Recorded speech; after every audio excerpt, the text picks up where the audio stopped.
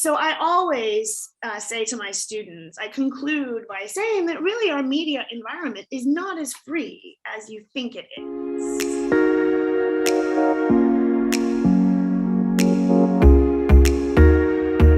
Hello, everyone. Welcome back to another episode of the First Amendment Museum's one-on-one series. Today, I'm joined by our guest, Jennifer Fronc.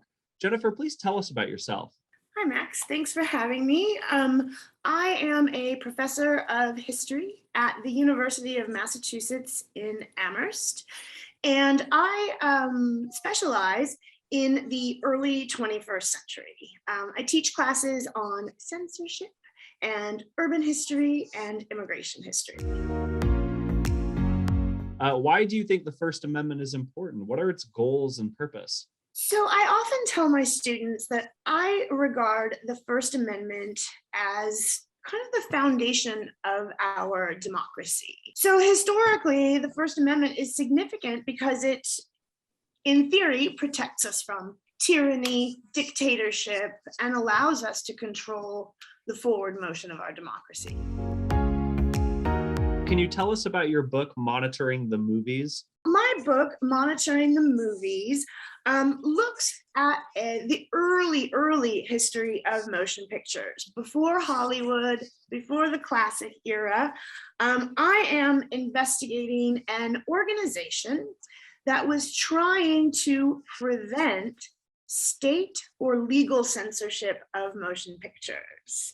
And these folks argued that motion pictures deserved free speech protections because from the 1890s until 1915, the movies were kind of this Wild West.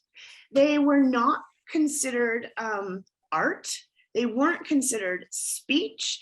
And in fact, in 1915, the Supreme Court affirmed that because movies were conducted as a business for profit, they did not deserve First Amendment protections.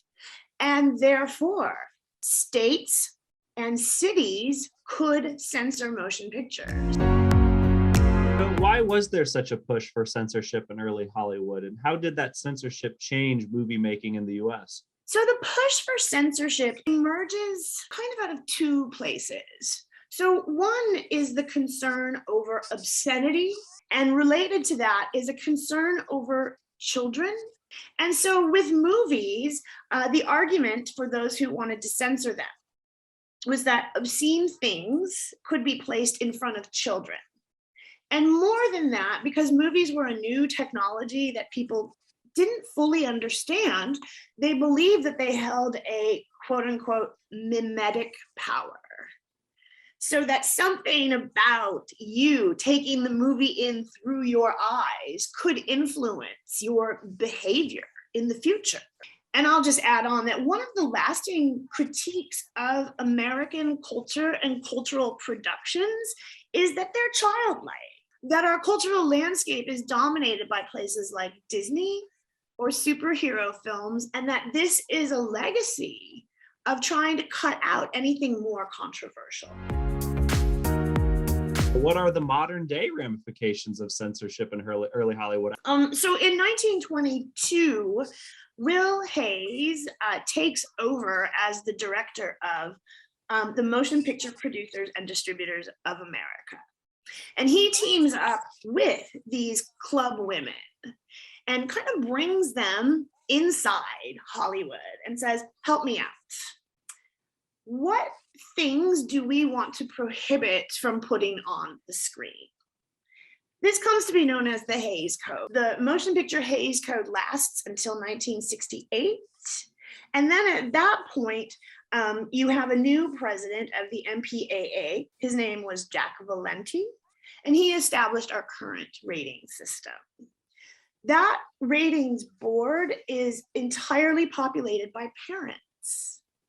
They select parents to then implement the industry agreed ratings system.